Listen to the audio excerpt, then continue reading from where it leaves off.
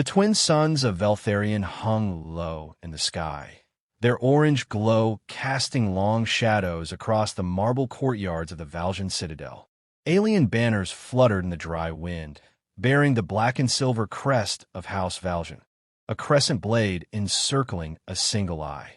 Below, in the high halls of the Peace Summit, tension simmered beneath ceremonial formality. Erik Vance adjusted the stiff collar of his borrowed armor, scanning the room full of towering Velari nobles. 8 feet tall on average, reptilian in build, the Velari resembled bipedal dragons carved from obsidian and muscle. Each wore ceremonial armor adorned with glyphs of lineage, conquest, and debt. Erik, the only human in the room, felt like a leather boot in a sea of polished blades. Still not used to the staring, he muttered to no one in particular. Beside him stood Lady Kira Valjan, heiress of the host clan and sole daughter of its aging warlord. Her posture was like drawn steel, elegant, sharp, dangerous, a living weapon trained for birth. Her jet-black hair was braided with rings of obsidian, and a ceremonial blade hung at her side. The Sword of Oaths, an ancient artifact, passed down through her bloodline for 12 generations. She turned slightly toward him. They stare because you do not kneel. Most off-worlders would have. I was invited, Erik said, his voice low. Not conquered. Kira's lips twitched. Not quite a smile, but close. Spoken like a warrior. Or a fool. Before Erik could respond, the room erupted in a sharp shriek. Not from a voice, but from a sonic blade discharging. Then chaos. From the shadowed arches above, cloaked figures dropped onto the platform, brandishing disruptor blades and pulse rifles. Screams echoed through the chamber as guards fell. A red-armored assassin lunged directly at Kira. Everything slowed. Erik didn't think. He moved. In one fluid motion, he dove forward, grabbing the only weapon within reach, Kira's ancestral sword, and ignited it. A searing line of cobalt light flared from its hilt, humming with ancient power. The blade fell alive in his grip, vibrating with strange heat. The assassin reached Kira, blade raised. Then Erik was there, parrying the strike with a flash of blue light. Steel clashed with plasma. Sparks sprayed the air. Erik, Kira shouted, but not in command. In warning. He didn't hear her. He was in the fight now, reflexes honed from years of Earth wars kicking in. He moved like a human weapon, efficient, brutal. He slashed the assassin's leg, spun, and brought the sword down in a clean arc. The Velari fell with a grunt of surprise. 2 more attackers approached. Erik met them head-on, wielding the sacred sword like a man born to it. The blade sliced through alien steel like paper. The attackers crumpled at his feet. By the time the last invader was subdued by incoming guards, the chamber was a wreck. Cracked stone, wounded nobles, burning banners. Erik stood in the center, blood spattered across his armor, the glowing sword humming softly in his hands. Then silence fell. Kira walked forward slowly, eyes locked on the weapon in his grip. Her expression had shifted from concern to something colder. Calculating. Dreadful. You wielded the Blade of Oaths, she said softly, like reciting a curse. Sorry, Erik said, offering it back. Didn't really have time to ask first. No, she whispered, not taking it. You don't understand. She turned toward the watching nobles. Many of them were murmuring now, some gasping, others glaring. A few looked horrified. Kira looked back at him, voice low but firm. The Blade of Oaths is not just a relic. It is a bonding weapon, meant to be wielded only by the heir or a fated consort. Erik blinked. Wait, consort? By drawing that blade in my defense, in the presence of the clans, before the eyes of Velari law, she took a breath. You have invoked the right of union. Union? His mouth went dry. Kira's eyes narrowed. You are now bound to me as my husband-to-be. Erik stared at her, jaw slack. You've got to be kidding me. From the shadows of the room, a dozen clan leaders rose from their seats. Unfortunately, none of them looked amused. Erik sat on a stone bench outside the Valjan citadel, his fingers still twitching from the battle, or maybe from the conversation that followed. A soft wind stirred the banners above him. He stared at the blade across his lap. The Sword of Oaths, now deactivated, its hilt warm with a faint blue glow. He had wielded it for 10 seconds, fought to save her life, and now, apparently, he was engaged. "This is a joke, right?" he said aloud, half to himself. "No." Kira stepped into view, her armor polished again, her posture just as controlled, but her eyes were different now. They weren't amused or cold. They were watchful, measured, like she was deciding whether to slit his throat or save his life again. Erik stood. "You said I invoked something. The right of union? I didn't mean to. I didn't even know what I was doing." "Intent does not matter," Kira said. "Action does. In Velari law, to wield the Sword of Oaths in battle, in my defense, before witnesses, is to take a sacred vow, whether you knew it or not. That's insane.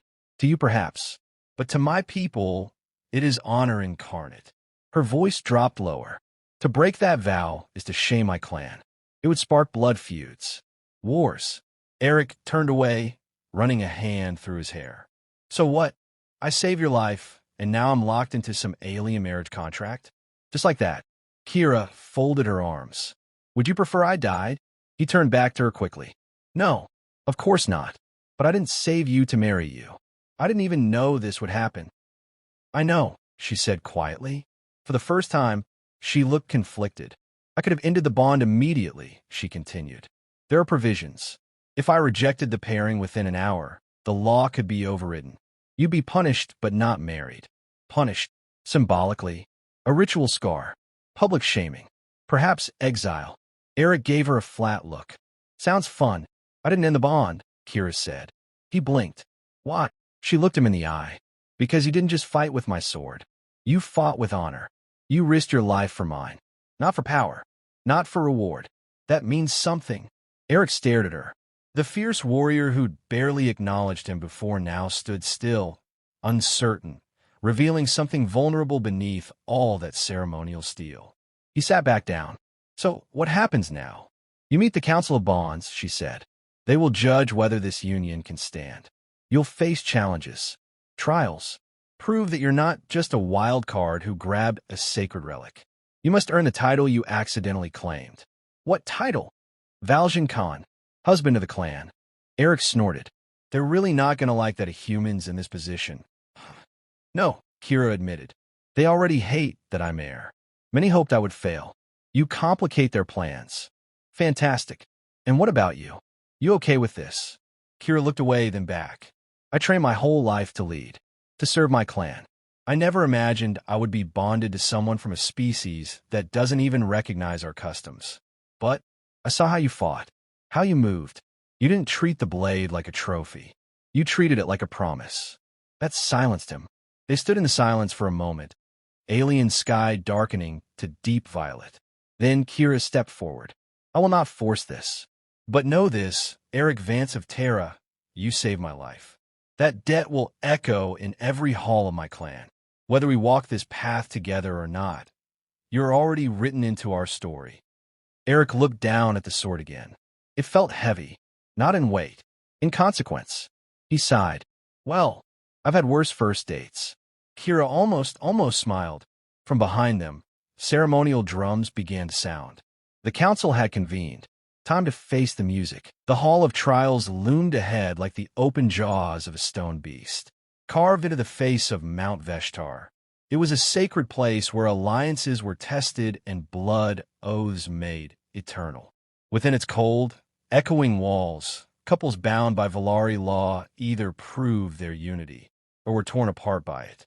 Erik Vance exhaled slowly as he walked beside Kira. His boots echoed on the dark obsidian floor, dwarfed by the colossal statues lining the corridor, each one depicting past consorts of Velari heirs, all warriors, all Velari. He was the first human, and the whispers from the gathered nobles, low, venomous, thick with disdain, made sure he knew it. "I feel like I'm about to be tried for stealing someone's sacred cow," he muttered. Kira didn't smile, but her voice was quieter than before.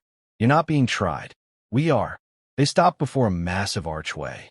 Standing beneath, it were 3 judges, clan elders robed in silver and crimson, their faces obscured by ritual masks of bone and gold. Their voices boomed through the chamber. Erik Vance of Terra, Kira Valjean, heiress of the blade.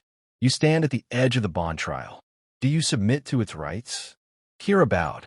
I do. Erik hesitated, just for a second, then nodded. Yeah, I do. The first trial was a mind, a test of trust and perception. Inside a circular chamber, Kira and Erik stood back to back while holograms projected illusions designed to confuse, divide, or deceive. One test showed Erik a simulation of earth burning, his home in ruins, while Kira was blamed. Another whispered lies about betrayal and ambition. Erik endured. He focused not on what he saw, but what he knew. Kira had honor. Maybe too much. She would never fake loyalty. He called out to her, and her voice called back through the dark, steady, clear, unwavering. They passed. The second trial was of spirit, a test of empathy and cultural understanding. Erik was led into a chamber of Velari ancestors, spirit AI constructs that mimicked ancient warriors. They asked him questions with no right answers. Would you sacrifice a child to save your clan? Would you strike down your bondmate if they betrayed Velari law? Would you place Earth's values above Velari traditions? Erik didn't pretend to be something he wasn't. No, I wouldn't kill a child. I'd find another way. No, I wouldn't strike Kira down. I'd make her explain herself. We talk first, bleed later. And no, I won't betray my own species. But I'll respect yours. If we're going to build something real, it has to go both ways. There was silence. Then the spirits murmured, unorthodox, but honest. They passed again. The final trial was of combat. Kira and Erik stood side by side in the Colosseum, facing 3 armored Velari warriors from rival clans. It was a symbolic test, meant to test coordination, defense, and willingness to stand together under fire. Erik drew the sword of oaths again. This time, he held it not with hesitation, but with purpose. The duel was brutal. Kira was grace and precision. Erik was improvisation and grit. Together, they became something strange, unpredictable. Where Kira moved with deadly discipline, Erik filled the gaps with instinct and aggression. At one point, Kira faltered, a hidden strike nearly catching her. Erik blocked it with his bare arm, taking the wound so she could finish the attacker. When the dust settled, the crowd was silent. Then came the voice of the High Elder. You have fought as one, felt as one, endured as one. The other judges bowed their heads. Let the bond be recognized. As the audience erupted into gasps, shouts, and even cheers from some of the younger warriors, Erik looked at Kira, breathless and bloodied. He expected formality, maybe another lesson in Velari etiquette. Instead, she took his hand. I didn't think you would make it this far, she said softly. He grinned through the pain. Neither did I. But if I'm going to marry a dragon lady with a giant sword, I might as well do it right. Kira's eyes met his. Then prepare yourself, Erik of Terra. You are no longer just a man. You are my consort. He raised an eyebrow. Does this come with a cape or something? She shook her head. No, just more enemies. The fires of war lit the night sky over Veltharion. The Draxun clan, longtime rivals of House Valjean, had not accepted the verdict of the trials. Enraged by the union of an alien consort and the heir, they declared open rebellion, launching an assault on the high city under cover of darkness. Explosions echoed in the distance. Defense towers roared to life. The great shield dome flickered with strain. Erik stood in the war chamber beside Kira, watching a tactical projection as red clusters of enemy forces advanced up the cliffsides. His pulse beat in time with the alarm sirens. Around them, Velari commanders snapped orders, war priests prepared rites, and soldiers armed for battle. So this is what your weddings are like? He muttered. Kira, already in full armor, glanced over at him. Her expression was all business, but beneath it, something deeper had settled. Not doubt, not conflict, certainty. This is not your fight, she said, voice tight. You've proven your honor. You could stay in a vault, safe. No one would think less of you. Erik gave her a look. I didn't pick up that sword to hide when it gets hard. I fight beside you, or I don't belong here at all. She studied him. Slowly, She reached behind her back and drew a second blade, sleek and black with a shimmering violet edge. "The Valjean Forge made this for you," she said, placing it in his hand. "It isn't the sword of oaths, but it carries her crest. Your crest now." Erik turned the weapon in his grip. The balance was perfect. The hilt bore his initials, alongside the Valjean symbol, now etched with twin moons above the blade. A Union crest. "I'll try not to drop it," he said. Kira stepped closer. "You're no longer an outsider. You're clanbound. That makes you a target, but it also makes you family. And family fights together," Erik said. Moments later, the gates of the citadel opened, and they rode into battle. The battlefield was chaos. Enemy mechs stormed the outer ring of the city, Velari defenders pushing back with heavy plasma repeaters and kinetic spears. Thunder cracked overhead as orbital ships exchanged fire in the upper atmosphere. Erik fought like a storm given form. Where Kira cut through formations with surgical efficiency, Erik broke lines with sheer audacity, throwing grenades, pulling enemies off hovercraft, shielding wounded Velari with his body. His new blade sang in the air, a streak of light in the fire glow. At the edge of the western wall, the Draxoon warlord descended, a mountain of armored scales, wielding a battle-axe taller than Erik. His voice boomed through the warnet. "Your bond is a joke," he roared. "A human consort? You shame your blood, Valjean." Kira stepped forward, sword raised. "He's not consort by pity. He earned his place. I chose him. You let an off-world curse sully the blade of oaths," the warlord sneered. "No," Erik said, stepping beside her. "I wielded it to save her life. And I'll do it again right now, if you're not smart enough to back off." The warlord laughed and charged. The duel was brutal. Steel against fury, tradition against change. The warlord's axe shattered stone with each swing, forcing Erik on the defensive while Kira flanked. Timing was everything. In the end, it was teamwork that won. Kira disarmed him with a feint. Erik drove his blade into the warlord's chest. The massive alien crashed to his knees, stunned, not by pain, but by disbelief. "A human took me down?" Erik stepped back, breathing hard. Get used to disappointment. With their leader fallen, the Draxoon forces retreated. The battle was over. Hours later, in the heart of the citadel, the fires dimmed. The clan gathered under the twin moons for the final rite. Kira stood before the altar in ceremonial white armor, silver sigils glowing softly along her gauntlets. Erik stood opposite her, dressed in the formal robe of a Velari consort. The High Elder raised the sword of oaths between them. "Before the stars and the spirits," the Elder intoned, "we bear witness. Through blood, through fire, through vow and battle, you have proven your bond." Kira reached for Erik's hand. For the first time, she smiled freely. "Are you ready?" she asked softly. Erik looked around at the gathered clan. They no longer stared with suspicion, but with respect. Then he looked at her, fierce, brilliant, and holy herself. "Yeah," he said, "let's do this, wife."